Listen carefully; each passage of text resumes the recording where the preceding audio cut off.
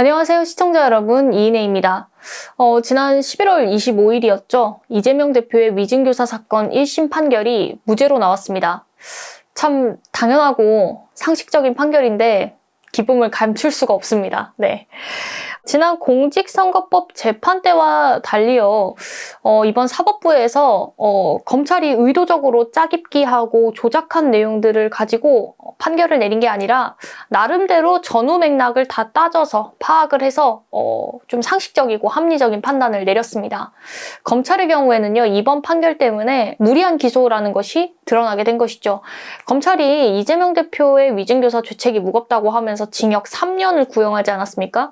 그런데 이 3년이 굉장히 무리였다라는 것들이 이제 드러나게 된 것이죠. 지금 검찰에서 계속 지금 위증교사 사건을 가지고 이재명 대표가 마치 엄청난 위증교사를 하고 있는 것처럼 이야기를 하고 있지만 실제로 검찰의 비상식적 논리가 2심과 3심에서도 통할 리가 만무합니다. 왜냐하면 1심에서 이미 깨져버렸기 때문에요.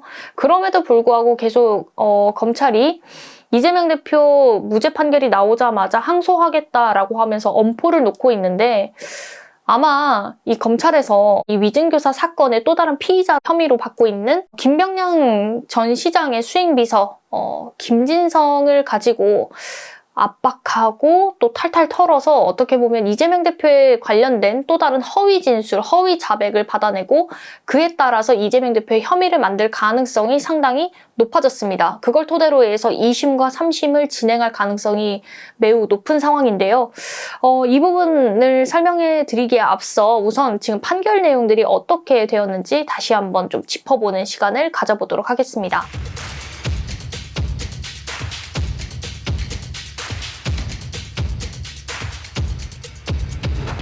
우선은 이 위증교사 사건이 어떻게 진행이 되어 왔었냐, 그간에 있었던 일련의 사건들을 잠깐 짧게 설명을 드릴게요. 2002년 검사 사칭 사건으로 거슬러 올라갑니다. 당시에 김병량 전 성남시장이 백궁 정자지구 용도 변경 그리고 파크뷰 아파트라고 하는 것에 대해서 특혜 분양을 했었다라는 여러 비리 의혹들이 있었습니다. 이것이 나오고 나서 당시 KBS PD였던 최초로가 이 사건에 대해서 비리를 파헤쳐 보려고 김병량 시장과 통화 연결을 시도하는데 이때 이제 검사 사칭을 하면서 통화를 했었다라고 하는 겁니다. 그런데 이 검사 사칭 사건에 이제 당시 성남에서 변호사 활동을 하면서 또 시민운동가로 활동했었던 이재명 대표가 이 사건에 휘말려서 결국에는 벌금형 150만 원을 선고받는 그런 사건이 있었습니다. 그러다가 2018년에 경기도지사 토론회가 있었죠. 그때 검사 사칭 사건에 대한 이야기가 나왔습니다. 그래서 이때 이재명 대표가 당시 후보로서 어떻게 이야기를 했었냐면 검사 사칭 처벌은 누명을 뒤집어 쓴 일이라고 밝혔습니다. 이로 인해서 공직선거법 허위사실 유포로 기소가 됐는데요. 이에 이재명 대표가 이 공직선거법 재판을 준비하게 되면서 2018년 12월 22일 김병량 시장의 전 수행비서이자 당시 검사 사칭 사건에서 김병량 시장의 고소 대리까지 했었던 그 김진성이라고 하는 사람에게 전화를 걸게 됩니다. 그러면서 2002년에 있었던 그 검사 사칭 사건에 대해서 당신이 알고 있는 것들을 좀 말해달라라는 취지로 통화를 하게 된 것이죠. 왜냐하면은 이재명 대표가 검사 사칭 처벌은 누명을 뒤집어 쓴 일이라고 해서 기소가 됐었잖아요. 그렇게 되면은 본인의 말을 입증하기 위해서는 이 2002년 검사 사칭 사건 때에 당시 성남시장이었던 김병량이 이재명 대표를 검사 사칭 주범으로 모는 대가로 KBS 최초로 PD에게 고소 취소를 약속했었는지 그 진상을 파악해야 됩니다. 그 진상이 명확하게 나와야 이재명 대표의 말을 입증할 수가 있는 거잖아요. 그렇기 때문에 나름대로 그 이재명 대표가 변론 요지서나 이런 여러 가지 것들을 보내주면서 김진성에게 기억을 좀 되살려 봐서 얘기를 좀 해달라라고 통화를 하게 된 것이죠. 그러면서 이재명 대표가 김진성에게 당부를 하게 되는데 안 본 것 이야기할 필요 없다. 그리고 사건을 과장하거나 왜곡해서 말하지 말아달라라고 당부를 했습니다. 또 통화하는 과정에서 김진성이 이재명 대표에게 당신이 원하는 대로 진술을 해주겠다라고 이야기를 했지만 이재명 대표가 딱 잘라 거절을 했습니다. 그렇게 하지 않아도 된다라고 이야기를 했고요. 이렇게 통화 녹취록에 나왔던 내용들을 보게 되면은 누가 보더라도 이재명 대표가 김진성에게 위증을 요구하는, 위증을 교사하는 상황이 전혀 아니었다라는 것이죠. 그러나 검찰이 2023년도 2월에 백현동 개발비리 의혹으로 김진성을 수사하고 있었는데요. 이때 우연히 통화 녹취록을 발견하게 됩니다. 그러면서 이 녹취록을 가지고 짜깁기하고 조작을 해서 마치 이재명 대표가 김진성에게 위증을 교사한 것처럼 혐의를 만들게 되었고요. 이걸 토대로 공소장을 썼고 또 편집된 녹취록을 가지고 증거로 제출하게 된 것입니다. 이 사법부는 검찰이 위증교사라고 주장하는 그 녹취록에 대해서 통상적인 증언 요청이다라고 이야기를 했습니다. 지난 9월 9일 공판이 있었는데요. 그 공판에서 검찰이 짜깁기 된 녹취록을 계속 틀자 이걸 두고 재판부가 전체를 다 틀어봐라. 그래서 몇 분 정도 되느냐, 30분 정도 된다. 검찰이 이야기하니까 그럼 그걸 다 틀어봐라. 그래서 다 들었습니다. 그 내용들을 토대로 해서 지금 이 녹취록이 통상적인 증언 요청이었다라고 합리적인 그리고 좀 상식적인 판단을 내리게 된 것이죠. 더욱이 김진성이 그 2018년도 공직선거법 재판 과정에서 증인으로 출석을 할 때에 이재명 대표와 통화를 했고 그 통화한 다음에 진술서를 작성했고요. 그 다음에는 이재명 대표 변호인과 또 통화를 하면서 어떤 증언들을 할 것인지 확인하는 여러 과정들이 있었습니다.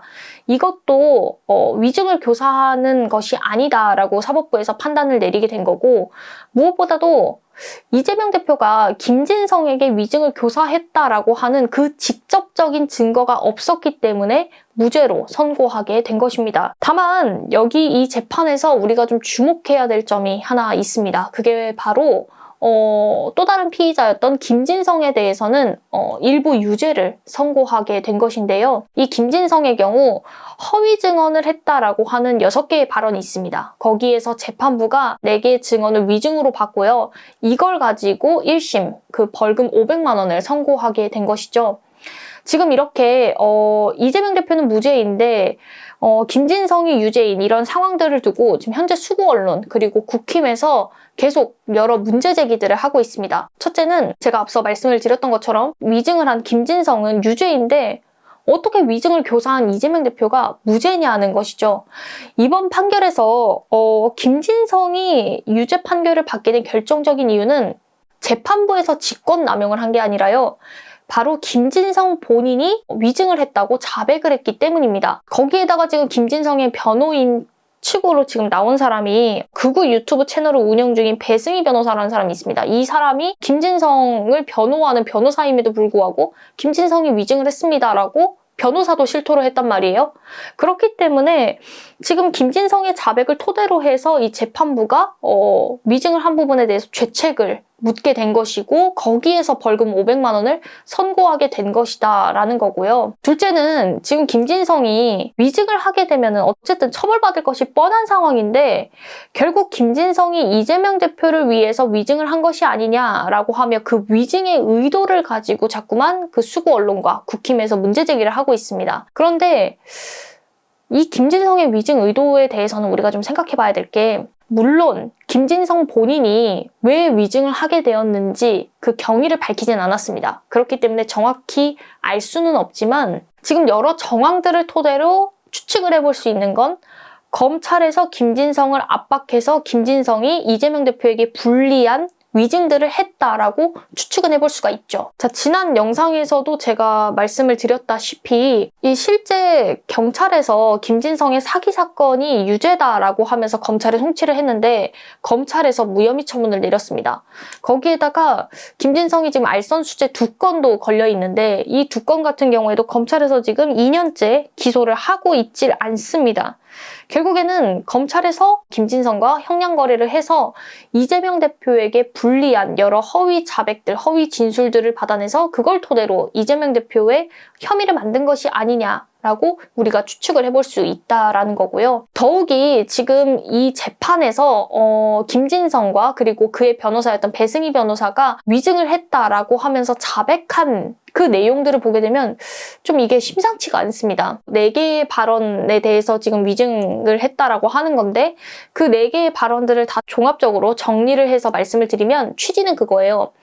김병량 시장이 최초로에게 고소 취소를 약속하는 대가로 이재명 대표를 검사 사칭 주범으로 모는 어떤 모종의 협의가 없었음에도 불구하고 김진성 본인이 마치 협의가 있었던 것처럼 위증을 했다고 자백을 한 것입니다. 자, 이렇게 되면은 김진성의 자백을 토대로 해서 검찰에서는 이재명 대표의 혐의를 주장할 수 있게 되는 겁니다. 즉, 이재명 대표는 지난 공직선거법 재판에서 검사 사칭 사건으로 누명을 썼다라는 그것을 입증하기 위해서 김병량 시장과 최초로가 모종의 협의가 있었다라고 하는 것처럼 그 김진성에게 허위 진술을 하도록 요구했다라는 식으로 검찰이 이재명 대표를 공격할 수 있게 되는 것이죠.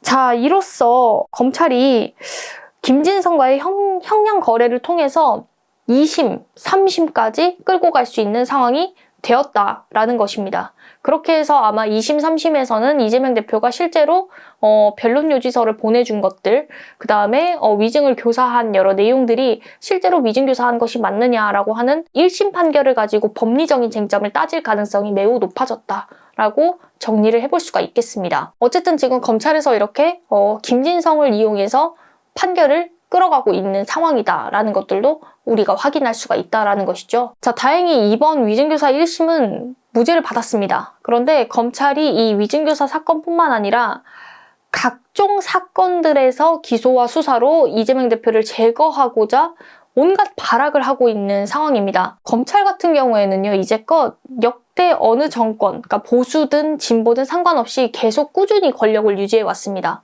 이런 검찰이 만약에 이재명 대표가 차기 대통령으로 집권을 하게 됐을 경우에 완전히 사라질 수도 있다라는 그 위기의식 때문에 지금 이재명 대표를 제거하는데 온 혈안이 되어 있는 것 아니겠습니까? 그러나 어둠은 빛을 이길 수 없다라는 말이 있습니다. 역사를 보면 항상 부패한 개인과 그리고 집단은 반드시 몰락합니다. 또 파멸하게 됩니다. 이런 부분들을 볼 수가 있거든요. 그러니까 현재 검찰도 지금 윤석열을 뒷배삼아서 이 사회에서 활개를 치고 있습니다만 이재명 대표 그리고 그와 함께하는 국민들에 의해서 검찰은 곧 해체되고 종말을 맞이하게 될 것입니다. 그때까지 검찰이 이재명 대표에 대해서 사법살인을 하지 못하도록 우리 국민들이 이재명 대표를 끝까지 지켜야 할 것입니다. 오늘 방송 여기서 마치도록 하겠습니다. 끝까지 시청해주셔서 감사합니다.